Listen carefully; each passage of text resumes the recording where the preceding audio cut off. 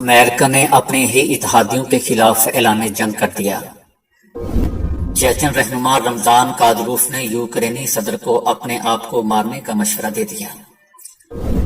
اسرائیل جو چال یا جال ایران میں پھینک رہا تھا اسی میں خود پھنس چکا ہے۔ ترکیہ اپنی اصل جگہ سے کھسک رہا ہے جس کی وجہ سے زلزلہ آیا۔ سائنسدان: ہم مساجد گرا رہے ہیں اور تم نئی بنا رہے ہو۔ ہندوؤں کا ایک زیر تعمیر مسجد پر حملہ۔ عمران خان نے سابق آرمی چیف جنرل باجوہ کو کٹہرے میں لانے کا فیصلہ کر لیا۔ عمران خان کے جھوٹے الزامات سے پاکستان کے ساتھ تعلقات متاثر نہیں ہونے دیں گے۔ امریکہ: شہباز کی حکومت ہماری نہیں، ہماری تب ہوگی جب نواز کی حکومت ہوگی۔ مریم نواز سدین ہو گئی۔ ایران مشرق وسطی میں عدم استحکام کی بڑی وجہ ہے۔ امریکہ: بھارت مقبوضہ وادی کی خصوصی حیثیت سے متعلق نہرو کے خطوط کو منظر عام پر لانے سے کترا رہا ہے۔ برطانوی اخبار کا انکشاف۔ تو آئیے چلتے ہیں خبروں کی تفصیل کی جانب۔ امریکہ نے نورڈ سٹریم پائپ لائن کے دھماکے سے اپنے یورپی اتحادیوں کے خلاف اعلان جنگ کر دیا ہے۔ یہ حقیقت ہے کہ امریکی بحریہ نے گزشتہ سال پائپ لائن کو اڑا دیا، اور جیسا کہ امریکی انعام یافتہ تحقیقاتی صحافی سیمور نے بھی انکشاف کیا ہے کہ یہ چیز یورپ میں اپنے اتحادیوں کے خلاف امریکہ کی معاشی جنگ کے مترادف ہے۔ ان کا کہنا تھا کہ امریکی بحریہ کے غوطہ خوروں نے 2022 کے موسم گرما میں نیٹو کی بال ٹاپس مشق کے دوران نورڈ سٹریم پائپ لائن کو تباہ کرنے کے لیے دھماکہ خیز مواد کا استعمال کیا تھا، اور 3 مہینے بعد گزشتہ جون میں انہوں نے ناروے کے تعاون سے اسے ریموٹ کنٹرول سے اڑا دیا تھا۔ سیمور کے محتاط تجزیے سے پتہ چلتا ہے کہ اس تباہی کی منصوبہ بندی اور اس پر عمل کیسے کیا گیا۔ لیکن دوستو، نتیجہ حیران کن نہیں تھا کہ امریکہ نے ناروے کی بڑی اہم مدد سے اپنے دوست اور اتحادی جرمنی اور دیگر یورپی ممالک کے خلاف یہ جرم کیا۔ چیچن رہنما رمضان کادروف نے ایک ٹی وی انٹرویو میں بظاہر یوکرین کے صدر سے خود کو جان سے مارنے کا مطالبہ کر دیا۔ انہوں نے کہا کہ میرے پاس ایک بندوق ہے جو نازی جرمن رہنما ہٹلر کی اس بندوق سے بہت ملتی جلتی ہے جس سے ہٹلر نے خود کو گولی مار لی تھی۔ میں یہ بندوق یوکرین کے صدر کے پاس بھیجوں گا تاکہ وہ اس سے خود کو گولی مار سکیں۔ کادروف دوستو روس کا قریبی اتحادی ہے اور یوکرین کی سرزمین پر روسی افواج کے شانہ بشانہ لڑ رہا ہے۔ کادروف نے اپنے پاس موجود اس اہم ہتھیار پر بظاہر فخر کا اظہار کیا ہے۔ کادروف نے اپنی بات کا رخ یوکرینی صدر کی طرف کرتے ہوئے کہا کہ میں اسی قسم کی بندوق اپنے پاس رکھتا ہوں جس بندوق سے ہٹلر نے خود کو گولی ماری تھی۔ میں اسے آپ کے پاس بھیجوں گا تاکہ آپ اس سے وہی کام لے سکیں جو ہٹلر نے لیا تھا۔ تاہم اس بیان کے بعد چیچن رہنما کو تنقید کا نشانہ بنایا رہ جا رہا ہے۔ کادروف کے مخالفین اور یوکرین کے ساتھ ہمدردی رکھنے والے افراد نے کادروف کو کہا ہے کہ کوئی بھی حقیقت میں نہیں جانتا کہ کس ہتھیار نے ہٹلر کی زندگی کا خاتمہ کیا تھا۔ بس اتنا معلوم ہے کہ یہ 7.65 ملی میٹر والٹر پی پی کی پستول تھی۔ دوستو یاد رہے کہ روس یوکرین جنگ کے آغاز کے بعد سے چیچن رہنما نے روسی افواج کی حمایت کی ہے۔ انہوں نے اپنے جنگجو مشرقی یوکرین میں بھیجے ہیں۔ کادروف اور اس کی ملیشیا پر چیچنیا میں بے شمار زیادتیوں کا الزام لگایا جاتا رہا ہے۔ نیتن یاہو کی کابینہ کے خلاف جاری مظاہروں میں شامل مظاہرین کے خلاف صہیونی حکومت کی خفیہ ایجنسی شاباک کی سرگرمیوں کا دائرہ بڑھ گیا ہے۔ شاباک نے حالیہ مہینوں میں بائیں بازو کے ان مظاہرین کے خلاف اپنی کارروائیوں میں توسیع کر دی ہے جو صہیونی حکومت کے عدالتی نظام کے کمزور ہونے کے خلاف احتجاج کر رہے ہیں اور نئے مظاہروں کی تیاری کر رہے ہیں۔ شاباک مقبوضہ فلسطین میں حالیہ احتجاجی مظاہروں کے دوران پولیس کے شانہ بشانہ کام کر رہی ہے۔ شاباک کا دعویٰ ہے کہ وہ سرکاری اداروں کو نشانہ بنائے جانے پر فکر مند ہے اور اسے روکنے کی کوشش کر رہا ہے۔ شاباک کی کارروائی انٹیلیجنس پولیس کے ساتھ ہے اور اس سلسلے میں پولیس اور شاباک کے درمیان کافی تعاون پایا جاتا ہے۔ مسلسل 6 ہفتوں سے صہیونی مظاہرین نیتن یاہو کی کابینہ کے خلاف احتجاجی مظاہرے کر رہے ہیں۔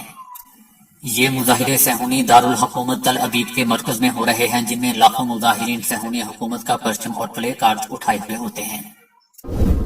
دنیا بھر کے ماہرین ترکی کے زلزلے کی شدت اور اس سے ہونے والی اموات پر غور کر رہے ہیں۔ بتایا جا رہا ہے کہ سب سے پہلے جنوبی ترکیہ اور شمالی شام سے صرف 12 میل دور 2 بڑی ٹیکٹونک پلیٹیں ایک دوسرے پر پھسلیں اور اس سے 7.8 شدت کا زلزلہ رونما ہوا، جو ترکیہ کی 80 سالہ تاریخ کا سب سے ہولناک زلزلہ بھی تھا۔ لیکن اس کے 9 گھنٹے بعد 7.5 شدت کے دوسرے زلزلے نے اسی علاقے کو دہلا دیا۔ اور یوں ہلاکت خیزی مزید بڑھ گئی۔ اس ضمن میں زلزلوں کی ممتاز ماہر اور بوسٹن یونیورسٹی سے وابستہ ڈاکٹر رشیل نے بتایا کہ ترکیہ ٹیکٹونی لحاظ سے بہت سرگرم علاقہ ہے۔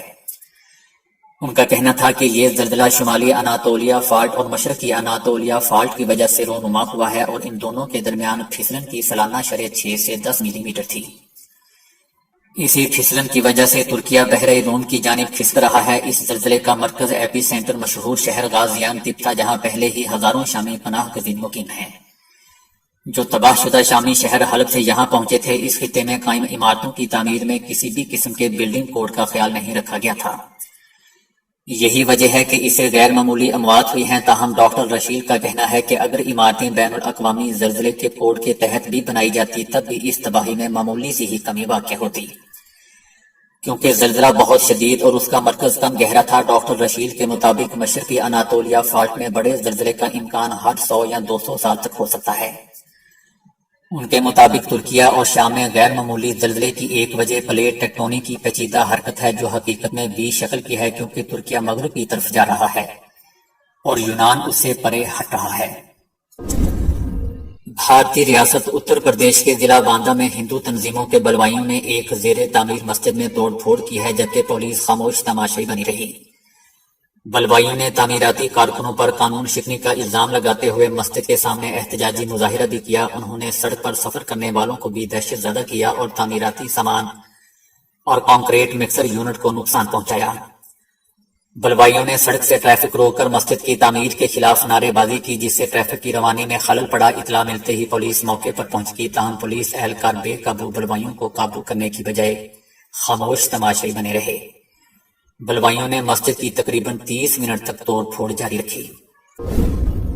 عمران خان نے سابق army chief general Qamar Javed Bajwa کے خلاف تحقیقات کا مطالبہ کر دیا ہے۔ عمران خان کی جانب سے صدر عارف علوی کو لکھے گئے خط میں کہا گیا ہے کہ گزشتہ چند دنوں کے دوران عوامی سطح پر نہایت ہی ہوشربا انکشافات ہوئے ہیں۔ منظر عام پر آنے والی معلومات سے واضح ہوتا ہے کہ جنرل باجوہ نے اپنے حلف کی صریحاً خلاف ورزی کی۔ عمران خان کا کہنا تھا کہ ایک انٹرویو میں جنرل باجوہ نے کہا کہ ہم عمران خان کو ملک کے لیے خطرہ سمجھتے تھے۔ ہمارے خیال میں اگر عمران خان اقتدار میں رہتا تو ملک کو نقصان ہو جاتا۔ جنرل باجوہ کی جانب سے ہم کا لفظ استعمال کرنا تحقیق طلب ہے۔ عمران خان نے جنرل قمر جاوید باجوہ کے خلاف فوری تحقیقات کا مطالبہ کرتے ہوئے کہا کہ جنرل باجوہ کو یہ اختیار کس نے دیا کہ وہ ایک منتخب وزیر اعظم کے اقتدار میں رہنے کو ملک کے لیے خطرناک ہونے کے حوالے سے فیصلہ کریں؟ یہ فیصلہ صرف اور صرف عوام کا ہے کہ وہ کسے وزیر اعظم منتخب کرنا چاہتے ہیں۔ عمران خان کا کہنا تھا کہ جنرل باجوہ کا اس ضمن میں خود کو فیصلہ ساز بنانا آئین کے آرٹیکل 244 یا 244 اور تیسرے شیڈول میں دیے گئے حلف کی صریحاً خلاف ورزی ہے۔ جنرل باجوہ نے اپنی گفتگو میں نیب کو کنٹرول کرنے کا دعویٰ بھی کیا۔ جنرل باجوہ نے تسلیم کیا کہ انہوں نے شوکت ترین کے خلاف نیب کا مقدمہ ختم کروایا۔ یہ دعویٰ بھی حلف کی خلاف ورزی کرتا ہے۔ عمران خان کا کہنا تھا کہ آئین کے تحت افواج پاکستان وزارت دفاع کے ماتحت ایک ادارہ ہے۔ جنرل قمر جاوید باجوہ کی جانب سے حلف کی خلاف ورزیوں کی تفصیلات صدر کو ارسال کر دی گئی۔ امریکہ نے کہا ہے کہ جھوٹے الزامات اور پروپیگنڈے سے پاکستان کے ساتھ تعلقات متاثر نہیں ہونے دیں گے۔ پاکستان سے دو طرفہ تعلقات امریکہ کے لیے اہم ہیں اور ان تعلقات کو پروپیگنڈے یا جھوٹے الزامات سے متاثر ہونے نہیں دیں گے۔ الزامات کے کھیل پر ہم تبصرہ نہیں کریں گے۔ بے بنیاد الزامات پر ہمارا موقف واضح ہے۔ ہم نے مسلسل کہا ہے کہ عمران خان کے الزامات میں کوئی صداقت نہیں ہے۔ پاکستان سے تعاون کی قدر کرتے ہیں۔ خوشحال اور جمہوری پاکستان امریکہ کے مفاد میں ہے۔ پروپیگنڈا، جعلی اور بے بنیاد معلومات کو باہمی تعلقات میں رکاوٹ نہیں بننے دیں گے۔ پاکستان کے سیاسی حلقوں میں کسی ایک سیاسی امیدوار یا جماعت کو ترجیح نہیں دیتے۔ امریکہ پرامن جمہوری اور آئینی اصولوں کی حمایت کرتا ہے۔ مریم نواز نے اپنے سے آدھی عمر یوتھ نمائندوں سے ملاقات میں کہا ہے کہ یہ ہماری حکومت نہیں بلکہ ہماری حکومت تو تب ہوگی جب نواز شریف پاکستان میں ہوں گے اور وہ آ کر اس ملک کا اور بیڑا غرق کریں گے۔ حکومتی ناقص کارکردگی پر اتحادیوں نے ملبہ ایک دوسرے پر دوستوں گرانا شروع کر دیا ہے۔ مریم نواز نے خود کو موجودہ حکومت سے الگ قرار دے دیا۔ انہوں نے کہا کہ موجودہ حکومتی کارکردگی کی ذمہ دار مسلم لیگ نون نہیں ہے، میں اس حکومت کا حصہ نہیں ہوں۔ مریم نواز نے مسلم لیگ نون کو موجودہ حالات سے بری الذمہ قرار دینے کی کوشش کرتے ہوئے کہا کہ موجودہ وزیر اعظم شہباز شریف ہے۔ مریم نواز نے کہا کہ اس حکومت کی کارکردگی کی ذمہ داری مسلم لیگ نون پر نہیں ڈالی جا سکتی۔ صرف نواز شریف ہی پاکستان کو آگے لے جا سکتے ہیں۔ دوستو، مریم نواز کے اس بیان کی حسب معمول مجھے تو پھر سمجھ نہیں آئی۔ اب آپ کہیں گے کہ میں نے پھر یہ خبر کیوں دی؟ وہ اس لیے دوستو کہ یہاں میرے سننے والوں میں کچھ ایسے سیاسی سائنسدان بھی ہیں جو مریم نواز کی ہر بات کو آسانی سے سمجھ لیتے ہیں، اور وہ مجھے کومنٹ میں برا بھلا کہنے کی شکل میں نظر بھی آ جاتے ہیں۔ امریکہ نے ایران کو مشرق وسطی میں عدم استحکام کی بڑی وجہ قرار دے دیا ہے۔ امریکی سینٹرل کمانڈ کے کمانڈر مائیکل کوریلا نے کہا ہے کہ ایران کی جانب سے حوثی ملیشیاؤں کو ہتھیار بھیجنا سلامتی کونسل کی قراردادوں کی خلاف ورزی ہے۔ امریکی کمانڈر کا مزید کہنا تھا کہ ایران کا یہ عمل امن کی کوششوں کے لیے نقصان دہ ہے۔ ایران کی جانب سے اسلحے کی ترسیل روکنے اور ایران کی سرگرمیوں کا مقابلہ کرنے کے لیے اتحادیوں کا کردار اہم ہے۔ خطے میں اور روس کی جانب سے یوکرین میں ایرانی ڈرون کے استعمال کے شواہد مسلسل سامنے آ رہے ہیں۔ ایسا ایرانی حکومت کی جانب سے تردید کے باوجود ہو رہا ہے۔ ان کا کہنا تھا کہ ایران خطے میں عدم استحکام کی ایک بڑی وجہ ہے۔ برطانوی اخبار گارڈین نے انکشاف کیا ہے کہ بھارت مقبوضہ وادی کی خصوصی حیثیت سے متعلق نہروں کے خطوط کو منظر عام پر لانے سے کترا رہا ہے۔ بھارت وادی کی خصوصی حیثیت سے متعلق 1947 کے دستاویزات کو منظر عام پر لانے سے کترا رہا ہے، کیونکہ اسے ڈر ہے کہ ان حساس خصوص سے اس کے خارجہ تعلقات متاثر ہو سکتے ہیں۔